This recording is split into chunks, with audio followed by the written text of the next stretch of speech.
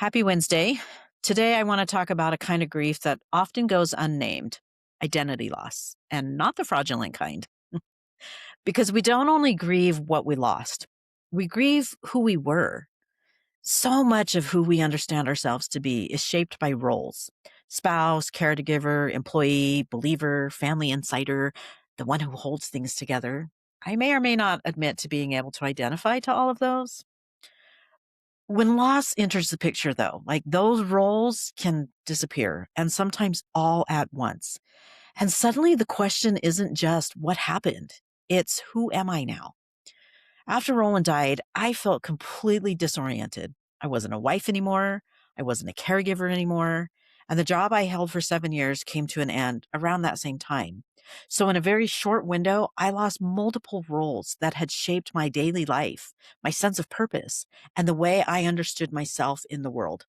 And I remember thinking, I don't even know who I am anymore. Not in some abstract philosophical way, but in a very real embodied way. Who am I when no one needs me the way they used to? Who am I when the structure of my days is gone? Who am I when the identity I carried for years no longer fits? That kind of loss is deeply unsettling. And yet, it's not something we often talk about when we talk about grief. We expect sadness. We expect missing someone, but we don't always expect the identity free fall that can come with loss, especially when grief dismantles the roles that once anchored us. One of the hardest parts for me has been letting go of the role of wife. Even as I've healed in many ways, that loss is still really tender. And not because I don't know how to function without it, but because that role mattered. It shaped how I loved, how I showed up, how I understood myself. And there's so much grief in that.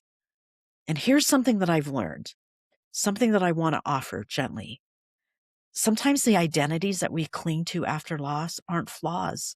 They're survival strategies, and they're helping us stay alive when everything else is falling away. So when people say things like, don't let this define you, I think what they often miss is that in the beginning, we may not get to choose. We reach for what keeps us upright, what gives us continuity, what helps us make sense of ourselves when the ground below us has just shifted. And it doesn't mean that we're stuck there forever. It just means that we're in survival mode, and that's okay. So if you're in a season where you don't recognize yourself, if some of those old labels don't fit and the new ones haven't quite formed yet, I know I say this a lot, but it's only because it's true. There is nothing wrong with you. You're not failing at healing. You're not behind. You're actually not required to know who you are right now, because identity after loss is not rebuilt overnight. It comes slowly and quietly and unevenly. And maybe the most compassionate thing we can do is stop demanding answers from ourselves and instead ask a gentler question. What is helping me stay alive right now? Because that question honors both the grief and the becoming. If this resonates with you, you are not alone.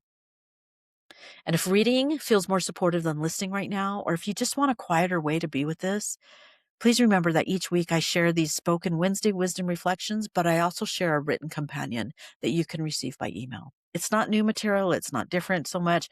It's just a different way to get engaged. Listening, reading, whatever feels most supportive. You're always welcome wherever feels best for you.